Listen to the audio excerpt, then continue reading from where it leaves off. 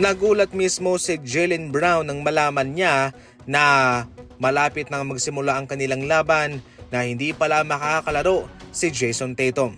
Ayon naman kay Jason Tatum, ang kanyang injury ay day-to-day observation at ayon pa mismo sa kanya, kung sakaling sila'y nakaabante man sa second round ay malabo pa rin naman daw na siya'y makakalaro. Sayang ang naging kampanya ng Boston Celtics, naging maganda pa naman sana ang kanilang regular season, kaso nga lang sila'y inupset mismo ng 76ers. Mataas na sana ang kanilang kalamangan at mukhang sila na ang makakaabante, pero mali pala. Ayon pa nga kay Brown ay malaki daw ang naging ambag ng mga flops ni Embiid sa kanilang pagkatalo.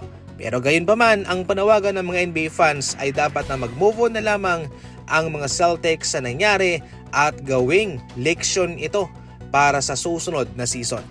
Si Rui Hachimura na ang nasa itaas ng NBA history na mayroong best career playoff 3-point percentage sa history ng liga. Itong si Hachimura ang number 1 dyan mga idol. Naging maganda ang kanyang performance sa kanilang series laban sa Rockets at hindi maitatanggi na iyon ho'y nagkaroon ng malaking tulong sa kanilang pag-abante para sa second round. Ngayon, yan din mismo ang inaasahan ni Coach JJ Redick sa kanya, ang ganyang performance para sa kanilang laban kontra OKC Thunder. Hindi po madali ang kanilang kakalabanin. Magaling to, kaya dapat na hindi lang sila magaling sa looban, kaya dapat din nilang asahan ang kanilang mga shooters. Siyempre si Luke Kennard, Rui Hachimura, Reeves, Marcus Smart at marami pang iba. Kaagad naman pong sinabihan ni Joel Embiid ang mga fans nila na huwag ibenta ang kanilang mga tiket sa mga fans ng Knicks at kung mayroon silang problema sa pera, siya na raw ang bahalang mamigay sa mga ito. Basta ang kanilang gusto ay exclusive lamang daw para sa mga fans nila yung manunood sa kanilang arena.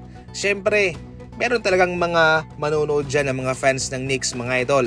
Pupunta at magsusuporta.